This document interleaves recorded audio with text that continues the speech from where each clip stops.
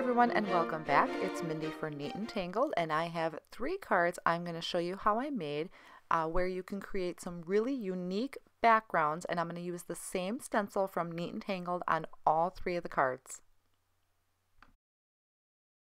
For my first background that I'm going to create, I'm using the Rice Paddies Stencil, and I'm actually using this on all 3 of the cards. The first thing I do is I'm going to attach my Tim Holtz watercolor cardstock to the stencil using some purple tape. That way it doesn't move. And then I'm also using purple tape to attach the stencil to a board. And this is just a cutting board I had picked up. This is so that I can pick up and move my background around. You'll see why in just a little bit, but this is going to hold everything in place securely. Next, I'm going to start with the BoBunny Sugar Glitter, and this is a paste. I have never tried this glitter paste before, so this is new to me. So I'm just going to open that up, and using a palette knife, I'm going to kind of scoop this out. Now, I did notice as far as consistency, this is really creamy, so it was very easy to take out, very easy to apply to my background. And because of the intricacy of the stencil, I'm going to start off very slow, and I'm also going in the direction of the stencil.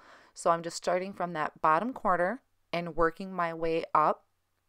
Doesn't really matter what side you start on. I just wanted to make sure I was going with the lines of the stencil because I didn't want to bump it and get paste underneath there. And then I'm just going to drag this across and make sure I have the entire background completely covered. I did somehow end up with a speckle of color on my background. It must have been from my palette knife, so I just quickly wiped that away with a baby wipe. It's going to get covered up on my background, so I'm not worried about that. So I'll just finish spreading that through and kind of scrape off any excess so it's nice and smooth over the top, and then I can put that excess back into my jar. And I'll make sure I just close that jar up tight so it doesn't dry up. And I'm going to leave my stencil on my background for right now. Next, I'm going to bring in some water. So I'm just using a sprayer. Any type of sprayer will work. And I'm going to wet the background generously with water. Normally with a stencil, you would want to clean it right away. But for right now, this is part of the technique that I'm going to show. So here I'm taking the Catherine Wheel Shimmer Powder. You want to make sure to just tap this onto your background. You don't want to squeeze the bottle or you will have shimmer powder everywhere.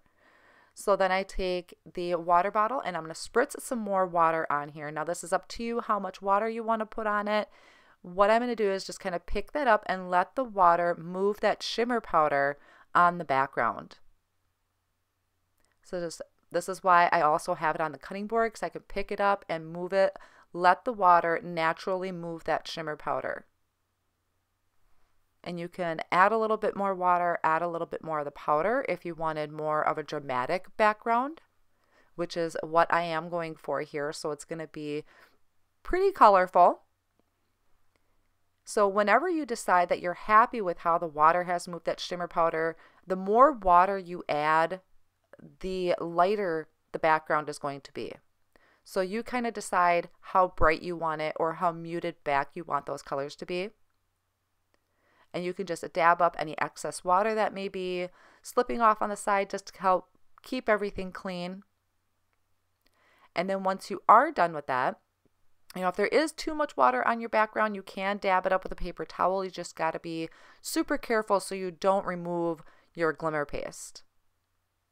So here I can just wipe off my edges.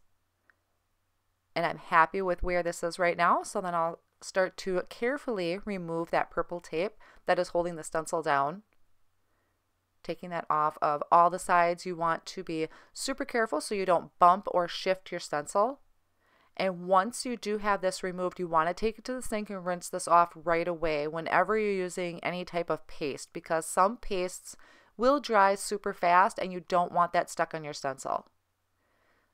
Once I remove that, I'm going to set it off on the side to dry and we'll work on our next background. For card number 2, I'm going to be doing some ink blending. So I'm bringing in a few Distress Oxide colors. This is Candied Apple, Picked Raspberry, and Squeezed Lemonade. And I'm working on just a craft mat to protect my cutting mat in the background.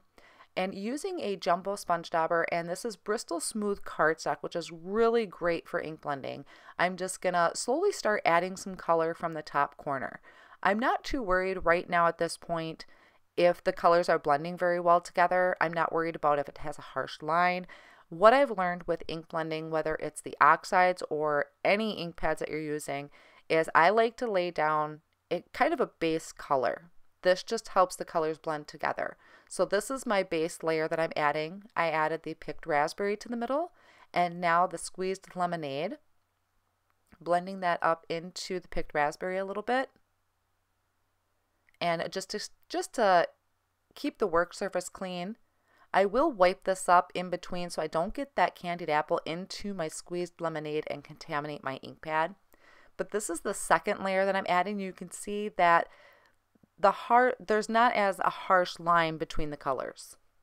So like I said, adding that first layer did kind of help that blending out a little bit. So if blending is a little tricky for you, that's something you can try and add. And I did bring that picked raspberry down just a little bit lightly into the squeezed lemonade.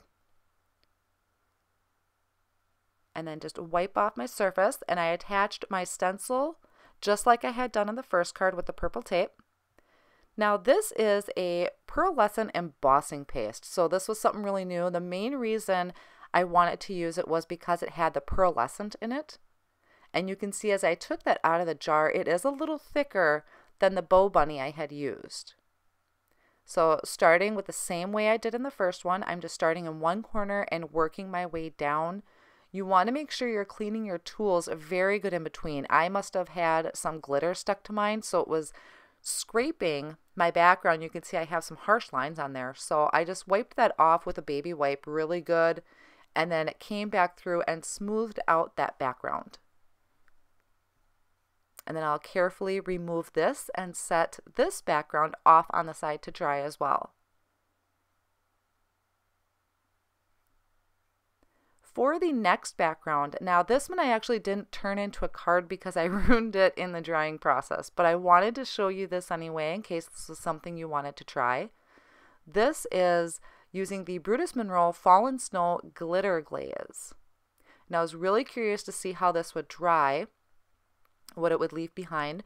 So same thing as I had done, I actually attached this one to a cutting board because I'm going to use the technique that I used in the first card with the shimmer powder. So I just am going through and smoothing this over the entire background. It did have a little bit different of a consistency compared to the two pastes or the glazes that I had used, but it still went on very well. Now I'm actually going to bring in some blue Blitz shimmer powder. And you'll notice I did not wet my background at first, and it is important actually to add water first to your background because it helps get the shimmer powder to move. You can see here I did the shimmer powder, I'm adding water, and it's not moving. So you want to make sure you add water first to your background and then the shimmer powder. Then I came in with some Catherine Wheel shimmer powder just to try and add some more color into it since the blue wasn't moving very well. And I did actually end up using a lot of water. That is why I like to use the Tim Holtz watercolor cardstock. It's meant for this, so it'll hold a lot. So I'm just going with this. I wasn't sure if this was going to work out, but I'm just kind of going with the flow at this point. I was just going to wait and see how it dried. And you want to make sure, like I said, you carefully remove your stencil, and you'll see why in just a moment. The stencil with this paste does like to try and stick to the background. So as I was pulling this up, my one corner flopped into my background, and watch my hands here. Oh, adding some sound effects because I was really bummed it did that because I thought this actually turned out really awesome. So I was really bummed that that did that. I tried to smooth it over with a palette knife. But like I said, I ended up ruining it in the drying process. I didn't put it far enough away from me, let's say that. So it didn't go onto a card, but I still wanted to show you here what it's looking like. Now, typically I would say with any type of glaze or paste, give it a couple hours to dry. I did try and help it along with a heat tool. And with my embossing paste, I wanted to show you The embossing paste started to bubble, which was not what I was expecting, but it still looks really cool. It's just a different texture to your background.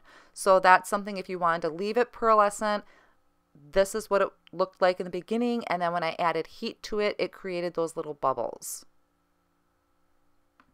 Now that my panels are dry, I'm going to start turning them into cards. So I did trim these panels down to 4 by 5.25.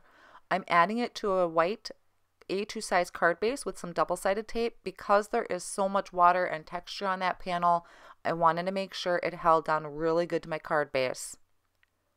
Then I took the Love You die, and I die cut that twice from white cardstock and once from some gold mirror cardstock, and I'm just stacking these on top of each other to give a dimensional look to it. This is all I'm going to add on this card because the background has so much going on. I just wanted to have the simple sentiment on there.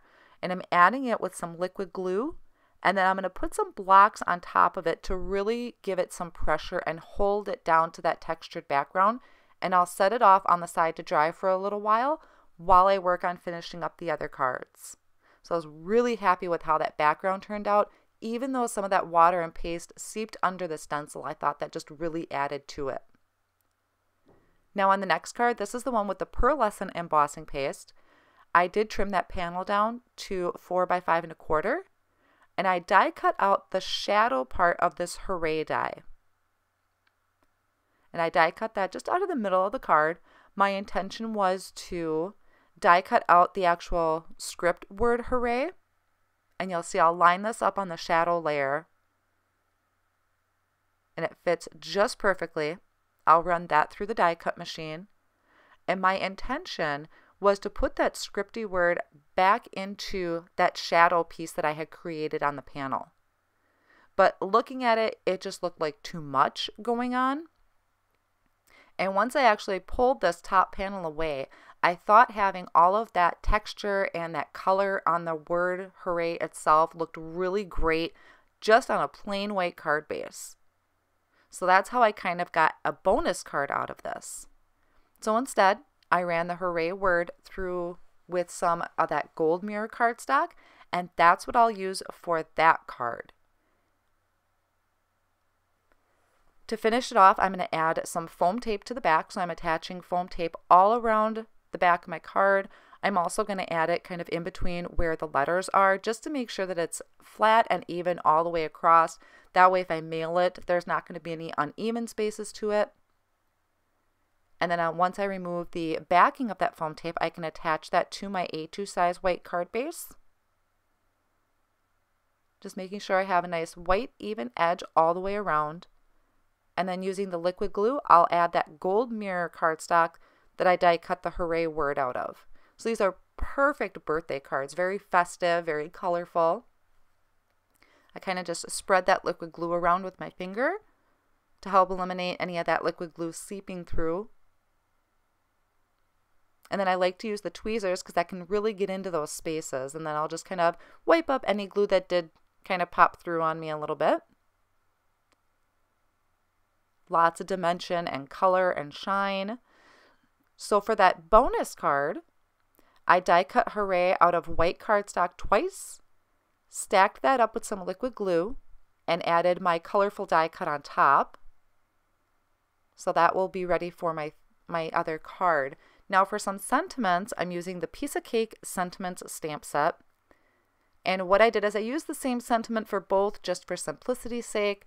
I stamped it in Versamark onto black cardstock and heat embossed with gold embossing powder. And I'm just attaching that right to that bottom corner, keeping it really simple since there's so much going on.